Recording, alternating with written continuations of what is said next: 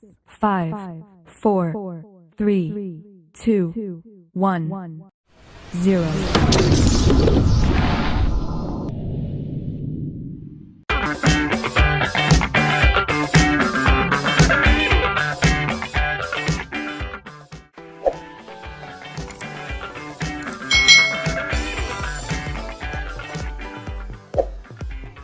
Hai hai hai, selamat datang di channel YouTube Kak Citra. Apa kabar adik-adik semuanya? Kak Citra berharap kalian dalam keadaan yang baik, sehat, dan siap untuk belajar ya. Hari ini kita akan belajar bersama-sama untuk mata pelajaran tematik kelas 4.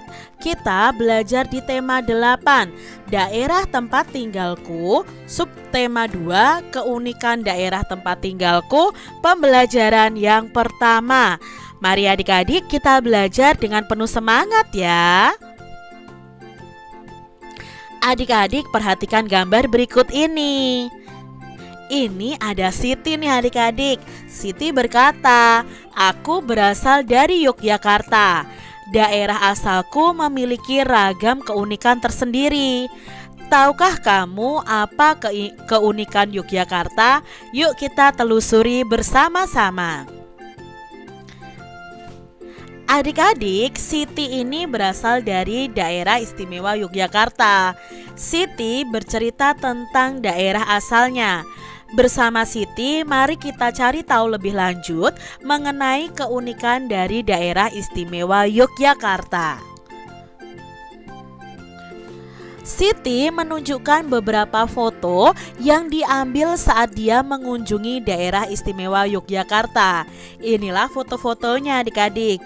Jadi di Yogyakarta itu ada namanya Tugu Yogyakarta adik-adik. Ini merupakan simbol dari kota Yogyakarta adik-adik. Lalu ada tempat wisata yang namanya Candi Prambanan.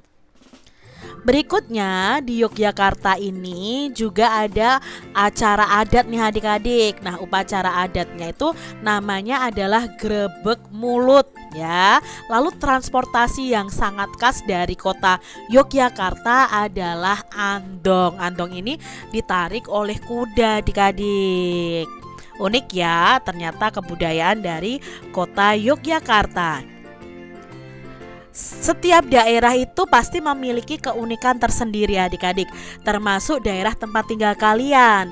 Tahukah adik-adik apa keunikan dari tempat tinggal kalian masing-masing? Coba adik-adik tuliskan di kolom komentar atau di buku kalian nih, keunikan dari daerah tempat tinggalmu. Nah, coba kalian bisa ceritakan tentang mungkin keunikan fisiknya, lalu tempat wisatanya, upacara adatnya, sosial budayanya, bahasanya bagaimana. Nah, di sini pasti dari tempat tinggal satu dengan tempat tinggal yang lain, daerah satu dengan daerah yang lain, pasti berbeda-beda budayanya adik-adik, berbeda-beda keunikannya, tergantung kalian tinggal di mana. Adik-adik, di sini salah satu tempat wisata yang memiliki keunikan di Yogyakarta adalah Candi Prambanan.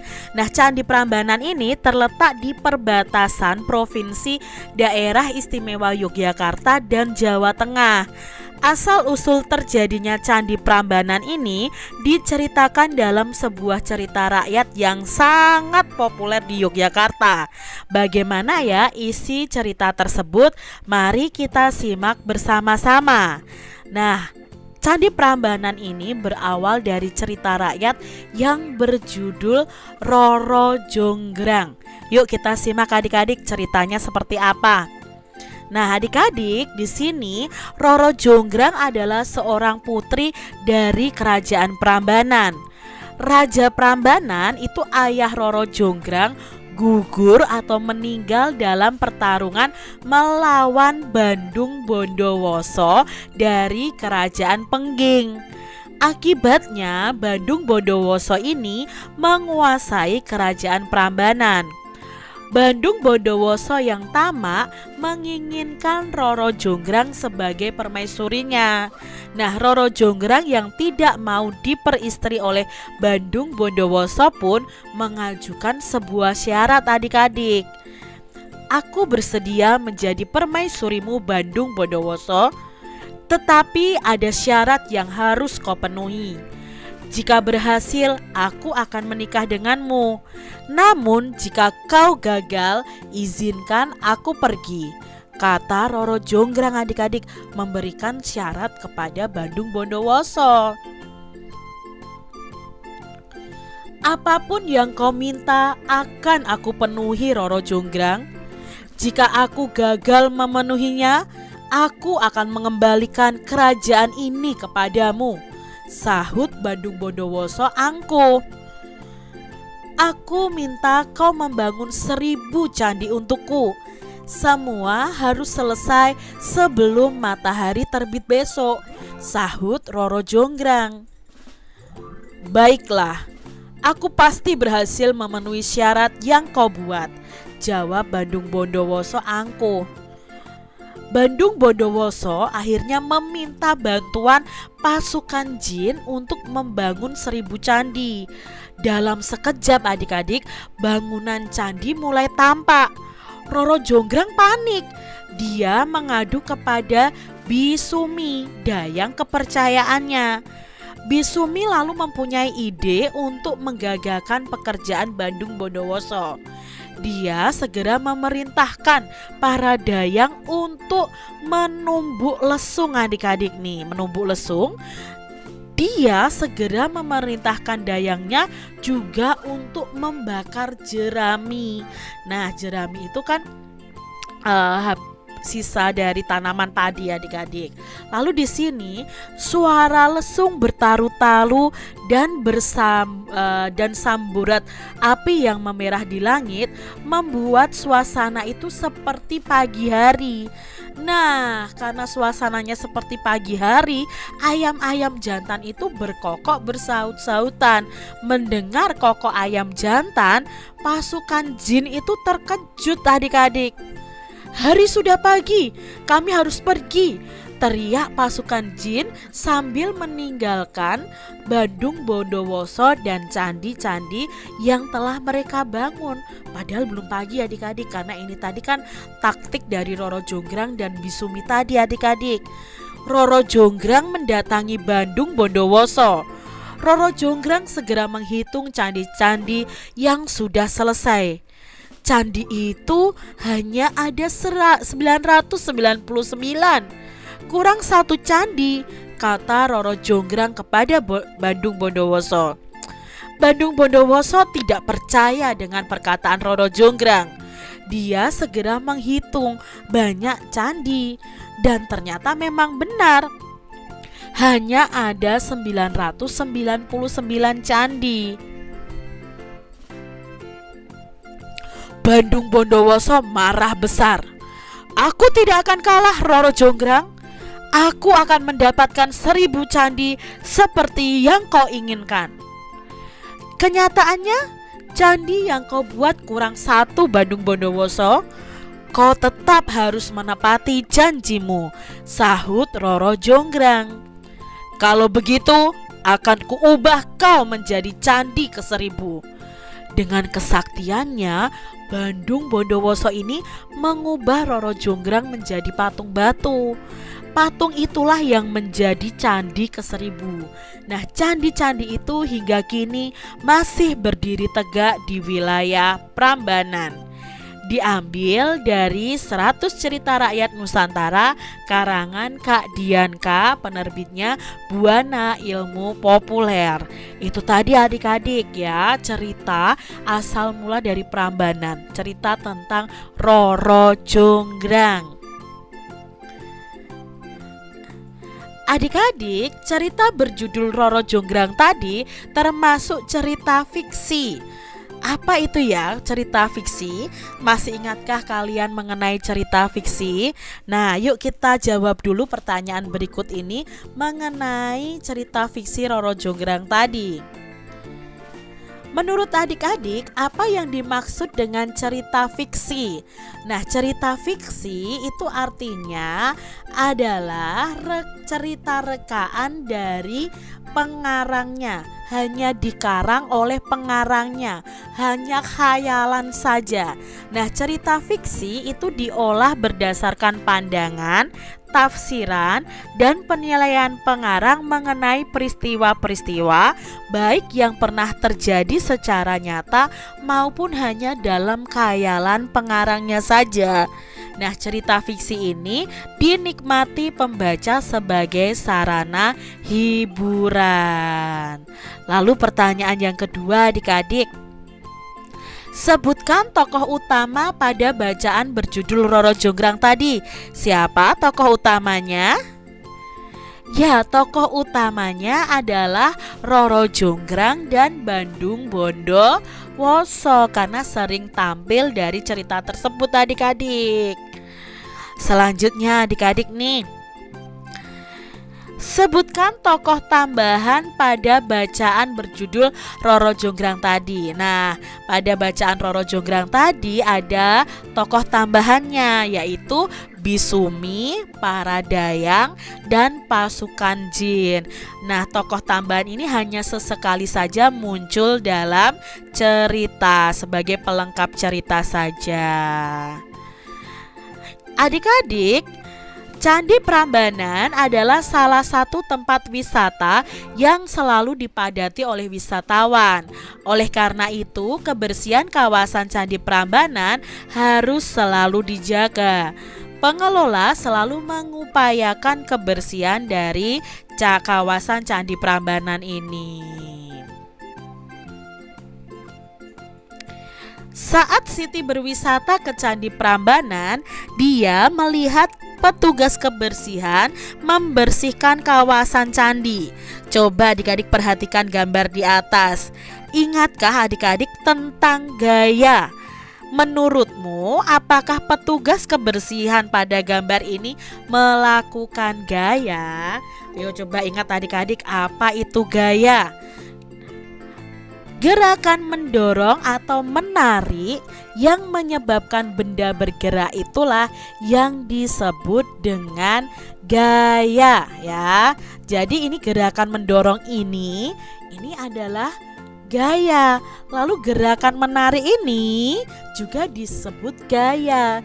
Jadi gaya itu gerakan mendorong dan menarik yang menyebabkan benda yang diam jadi bergerak. Begitu juga dengan tukang kebersihan tadi adik-adik, mendorong gerobak dan menarik gerobak berarti mereka melakukan gaya. Nah adik-adik, gaya yang dikerjakan pada suatu benda pasti akan mempengaruhi benda tersebut. Pengaruh apa yang ditimbulkan gaya terhadap gerakan benda? Nah adik-adik bisa melakukan percobaan di bawah ini. Yang pertama, menendang dan menghentikan bola. Langkah kegiatannya, siapkan sebuah bola sepak adik-adik. Lakukan kegiatan ini berpasangan bersama temanmu. Letakkan bolanya di lantai, lalu tendang bola ke arah temanmu. Tapi tendangnya tidak keras-keras ya sampai melukai teman kita, tidak. Tapi ini hanya menendang biasa saja untuk percobaan saja. Lalu mintalah temanmu untuk menghentikan gerakan bola tersebut. Adik-adik, apa yang terjadi pada bola yang ditendang? Yang terjadi pada bola yang ditendang adalah bola itu akan mengalami perubahan dari awalnya diam menjadi bergerak. Berikutnya, apa yang terjadi pada bola yang dihentikan? Nah, yang terjadi pada bola yang dihentikan ya, bola itu mengalami perubahan dari bergerak menjadi diam. Kamu menggerakkan bola dengan gaya, temanmu menghentikan gerakan bola juga dengan gaya. Kesimpulan apa yang kamu peroleh dari kegiatan ini? Nah, kesimpulan yang bisa kita peroleh dari kegiatan ini bahwa gaya itu dapat mempengaruhi bola diam menjadi bergerak, dan gaya itu juga dapat mempengaruhi bola yang bergerak menjadi diam. Lalu percobaan yang kedua yang perlu adik-adik lakukan adalah menarik mobil mainan seperti gambar ini. Langkah kegiatannya bagaimana? Yang pertama, siapkan sebuah mobil mainan, lalu ikat bagian depan mobil mainan dengan seutas tali.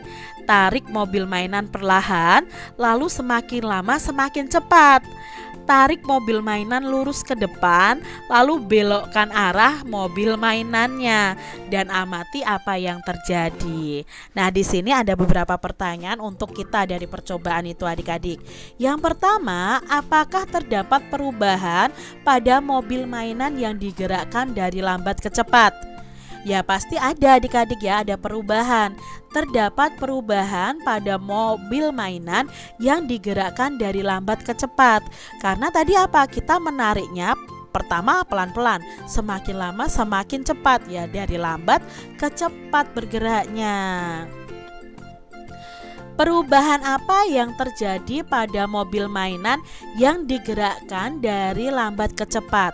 Nah, perubahan yang terjadi ya, mobil mainannya jadi bergerak dari lambat ke cepat adik-adik. Jadi di sini terjadi perubahan kecepatan pada gerakan mobil mainan.